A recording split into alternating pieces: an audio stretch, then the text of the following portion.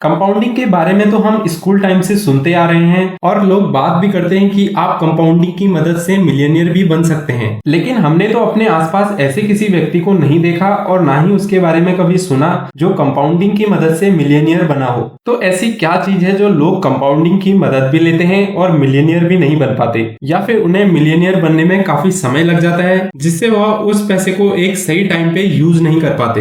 दरअसल लोग कंपाउंडिंग की मदद तो लेते हैं अपनी वेल्थ को बढ़ाने में, लेकिन वो सही तरीके और कंपाउंडिंग की सही थ्योरी का इस्तेमाल नहीं कर पाते, जिससे उनके द्वारा लिए गए आधे से ज्यादा फाइनेंशियल डिसीजन कंपाउंडिंग की थ्योरी के अगेंस्ट हो जाते हैं, जिससे वो एक सही टाइम पे फाइनेंशियली फ्री नहीं हो पाते। तो आज की हमारी इस वीडियो में हम इसी प्रॉब्लम को दूर करने के लिए कंपाउंडिंग के एक ऐसे फॉर्मूले के बारे में बात करने वाले हैं जो आपको एक सही टाइम पे मिलियनियर बना सकता है। यह एक ऐसा फॉर्मूला है जिसके लिए आपको बस 8 साल तक ही काम करना होगा, जिसके बाद आप अपने आप को फाइनेंशियली फ्री रख सकते हैं या फिर कोई बिजनेस भी स्टार्ट कर सकते हैं। अगर आपको यह फॉर्मूला वाकई में पसंद आए तो वीडियो को लाइक जरूर करना और चैनल को सब्सक्राइब करके बेल आइकन को प्रेस करना मत भूलना। इस फॉर्मूले को समझने के लिए हम एक स्टोरी का सहारा लेंगे, तो चलिए शुरू करते हैं। ये स्टोरी है दो दोस्त सौरभ और मुकुल की। दोनों ही काफी अच्छे दोस्त होते हैं और साथ ही एक ही कंपनी में जॉब भी करते हैं। सौरभ जिसकी एज 25 साल है और मुकुल जो कि अभी 23 साल का ही है। दोनों ही दोस्त जो कि इन्वेस्टमेंट को काफी अच्छे से समझते थे और दोनों ही इन्वेस्टमेंट भी कर रहे थे, क्योंकि वो दोनों समझते थे कि हम लाइफ टाइम जॉब नहीं कर सकते। सौरभ जो कि एक सॉफ्टवेयर इंजीनियर है तो उसकी मंथली इनकम 1 लाख रुपए तक है और मुकुल भी लगभग 80,000 के आसपास अपनी मंथली इनकम जनरेट कर लेता है। अब सौरभ अपनी इनकम में से 20,000 रुपए पर मंथ इंडेक्स फंड में इन्वेस्टमेंट करता है और वहीं मुकुल कंपाउंडिंग का 864 रूल का यूज करके लगभग 30,000 रुपए per month amount index fund में इन्वेस्टमेंट करता है। अब 8 ईयर के बाद सौरभ 33 ईयर का हो जाता है। वह मंथली अपनी इनकम में से 20,000 रुपए पर मंथ इन्वेस्ट कर रहा था, जहां पे उसे 12% के रिटर्न मिल रहे थे। तो 8 ईयर में वह 90,20,000 रुपए इन्वेस्ट करता है और उसकी टोटल रिटर्न वैल्यू 32,30,531 रुपए की हो जाती है। वहीं मुकुल 31 ईयर का हो जाता है और वह कंपाउंडिंग के